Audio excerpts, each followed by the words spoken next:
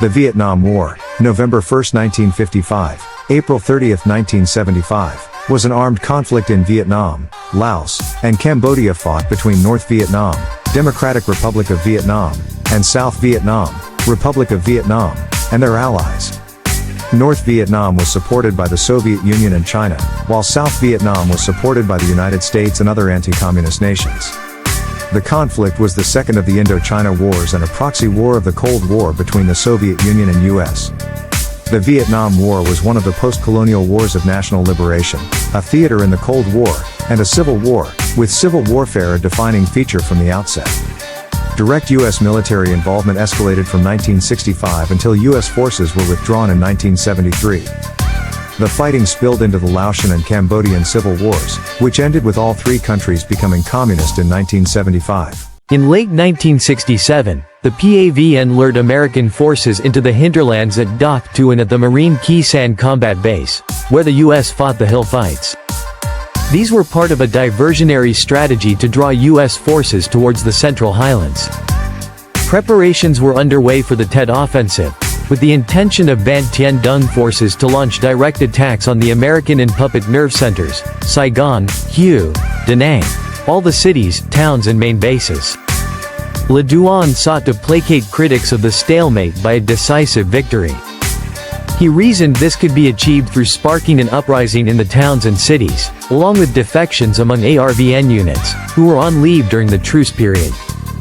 The Tet Offensive began in January 1968, as over 100 cities were attacked by over 85,000 VC PAVN troops, including assaults on military installations, headquarters, and government buildings, including the U.S. Embassy in Saigon. U.S. and South Vietnamese forces were shocked by the scale, intensity and deliberative planning, as the infiltration of communist personnel and weapons into the cities was accomplished covertly. The offensive constituted an intelligence failure on the scale of Pearl Harbor.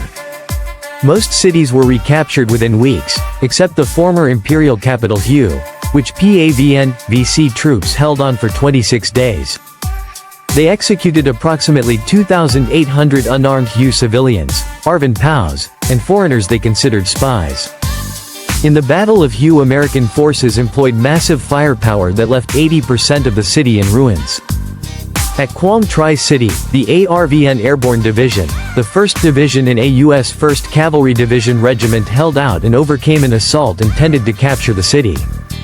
In Saigon, VC PAVN fighters had captured areas in and around the city, attacking key installations before U.S. and ARVN forces dislodged them. Peter Arnett reported an infantry commander saying of the Battle of Ben Tre that it became necessary to destroy the village in order to save it. During the first month of Tet, 1,100 American and Allied troops, 2,100 ARVN and 14,000 civilians were killed. After 2 months, 5,000 ARVN and 4,000 U.S. forces had been killed and 46,000 wounded. The U.S. claimed 17,000 PAVN-VC had been killed and 15,000 wounded. A month later, the May Offensive was launched.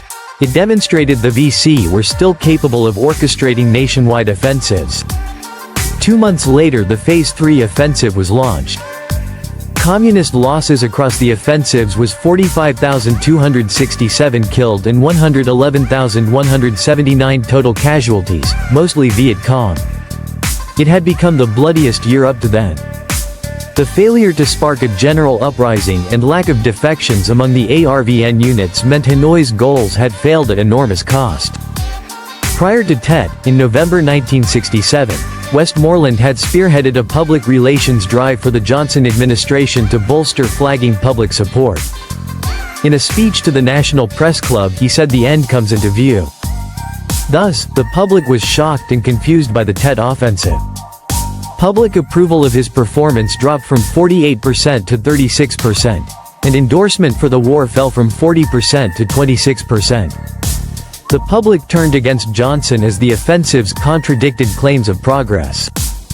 During 1968, Westmoreland considered the use of nuclear weapons in a contingency plan codenamed Fractured Jaw, which was abandoned when it became known to the White House. Westmoreland and Chairman of the Joint Chiefs of Staff General Earl Wheeler requested more than 200,000 additional troops. This quickly leaked to the media, and the fallout combined with intelligence failures caused Westmoreland to be removed in March 1968, succeeded by his deputy Creighton Abrams. On the 10th of May 1968, peace talks began between the U.S. and North Vietnam in Paris. Negotiations stagnated for 5 months, until Johnson halted the bombing of North Vietnam. Hanoi realized it could not achieve a total victory and employed a strategy known as talking while fighting while talking, in which offensives occurred concurrently with negotiations. Johnson declined to run for re-election as his approval rating slumped from 48% to 36%. His escalation of the war divided Americans, cost 30,000 American lives by that point, and is regarded as having destroyed his presidency. Robert McNamara later said the dangerous illusion of victory by the United States was therefore dead, but this was an exaggeration. There continued to be important Americans who hoped for victory, and Johnson was among them. In the speech of March 31, 1968, in which he announced he would not run for re-election, communist sanctuaries along the Cambodia-Vietnam border were a significant concern. Only 5 congressional officials were informed about the situation. In March 1970, Sihanouk was deposed by his pro-American Prime Minister Lon Nol, who demanded North Vietnamese troops leave Cambodia or face military action. This led to the rounding up and massacre of Vietnamese civilians in Cambodia, provoking reactions from both North and South Vietnam. In April to May 1970, North Vietnam invaded Cambodia at the request of the Khmer Rouge, following negotiations with Deputy Leader Nguyen Chi.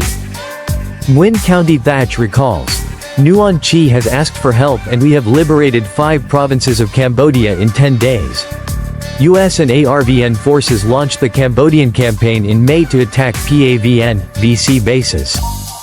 A counter-offensive in 1971, as part of Operation Chenlet II by the PAVN, recaptured most border areas and decimated Nol's forces. The U.S. incursion into Cambodia sparked protests as Nixon had promised to de-escalate involvement. Students were killed by National Guardsmen in May 1970 at a Kent State University protest, which provoked further outrage. The administration's reaction was seen as callous, reinvigorating the anti-war movement. The U.S. continued to bomb Cambodia as part of Operation Freedom Deal. Building on the success of ARVN units in Cambodia, the ARVN was tasked with Operation Lam Son 719 in February 1971, the first major ground operation to attack and interdict the Ho Chi Minh Trail. The first few days were a success, but momentum slowed after fierce resistance. Thu halted the general advance, enabling PAVN armored divisions to surround them. Thu ordered air assault troops to capture the Chep-1 crossroad and withdraw, despite facing forces outnumbering them by 4 times. During the withdrawal, a PAVN counterattack forced the retreating ARVN into a panicked rout. Half of the ARVN troops were either captured or killed, and half the ARVN, U.S. helicopters were down. The operation was a disaster and demonstrated the operational deficiencies within the ARVN. In 1972, North Vietnam launched a conventional invasion of South Vietnam in the Easter Offensive with 300,000 troops and hundreds of tanks. The PAVN overran the northern provinces and attacked towards Saigon from Cambodia, threatening to cut the country in half. The fighting was characterized by vicious fighting between PAVN and ARVN formations, especially in An Loc and Kontum. Although the U.S. was withdrawing their troops from the country, it provided critical air support for ARVN's defense of South Vietnam, beginning Operation Linebacker. The offensive was halted with heavy casualties on both sides, estimated at over 200,000 soldiers and civilians for both sides. The U.S. Navy initiated Operation Pocket Money in May, an aerial mining campaign in Haiphong Harbor that prevented North Vietnam's allies from resupplying it with weapons. The war was central to the 1972 U.S. presidential election as Nixon's opponent, George McGovern, campaigned on immediate withdrawal. Nixon's security advisor, Henry Kissinger, had continued secret negotiations with North Vietnam's Le Duc Tho and in October 1972 reached an agreement. Thu demanded changes to the peace accord upon its discovery, and when North Vietnam went public with the details, the Nixon administration claimed they were attempting to embarrass the president. The negotiations became deadlocked when Hanoi demanded changes. To show his support for South Vietnam and force Hanoi back to the negotiating table, Nixon ordered Operation Linebacker 2, a bombing of Hanoi and Haiphong in December. Nixon pressured Thieu to accept the agreement or face military action. On the 15th of January 1973, all U.S. combat activities were suspended. Le Duc Tho and Henry Kissinger, along with the PRG Foreign Minister Nguyen Thi Binh and a reluctant Thieu, signed the Paris Peace Accords on the 27th of January. This ended direct U.S. involvement in the war, created a ceasefire between North Vietnam, PRG and South Vietnam, guaranteed the territorial integrity of Vietnam under the Geneva Conference, called for elections or a political settlement between the PRG and South Vietnam, allowed 200,000 communist troops to remain in the South, and agreed to a POW exchange. There was a 60-day period for the withdrawal of U.S. forces. South Vietnamese, American, and South Korean forces were involved in various controversial actions during the Vietnam War. In 1966, the Russell Tribunal, led by Bertrand Russell, found the U.S. and its allies guilty of acts of aggression and other war crimes. Although the tribunal lacked juridical authority, it contributed to a counter-narrative against U.S. justifications for the war. In 1968, the Vietnam War Crimes Working Group was established to investigate U.S. war crimes. They found 320 incidents with a factual basis, including massacres and torture. Free fire zones and operations like Speedy Express led to massive civilian casualties. South Vietnam was also responsible for democide, with estimates of 80,000 deaths from 1954 to 1975. The Phoenix program, coordinated by the CIA, aimed to destroy the VC's political infrastructure, resulting in thousands of deaths. Torture and ill treatment were common in South Vietnamese prisons, often in collusion with the CIA. South Korean forces were accused of massacres, including the Phong Nhi and Phong Nhot massacre. The North Vietnamese and Viet Cong also engaged in terrorism. The Vietnam War saw the controversial use of chemical defoliants by the U.S. military from 1961 to 1971. Over 20 million gallons of toxic herbicides, including Agent Orange, were sprayed on 6 million acres of forests and crops. This was done to prevent the Viet Cong from hiding and to deprive them of food. However, the chemicals caused long-lasting environmental damage, diseases, and birth defects. They affected the landscape, poisoned the food chain, and destroyed 20% of South Vietnam's jungles and mangrove forests. The term ecocide was used to describe this destruction. Agent Orange posed severe health risks, causing immune disorders, developmental abnormalities, and reproductive issues. Both Vietnamese people and U.S. military personnel suffered from exposure. Studies showed a high incidence of fatigue, eye and skin problems, and birth defects like spina bifida. These effects have persisted for generations. In 2012, the U.S. and Vietnam began cleaning up contaminated sites, marking a significant step in addressing the damage. Vietnamese victims attempted legal action against U.S. chemical manufacturers, but their case was dismissed. The Vietnamese government estimates millions affected by dioxin poisoning, though the U.S. disputes these figures. Dioxin levels in some areas remain alarmingly high.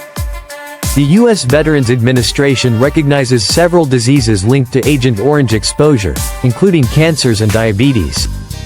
Spina bifida is acknowledged as a birth defect caused by this exposure. The legacy of chemical defoliation during the Vietnam War continues to impact lives and the environment today. If you enjoyed this video, please take a quick look at these analytics. 90% of you who watch this are not subscribed, and 1% of you are. So if you enjoyed the video and made this far, please subscribe and watch another one. Thank you.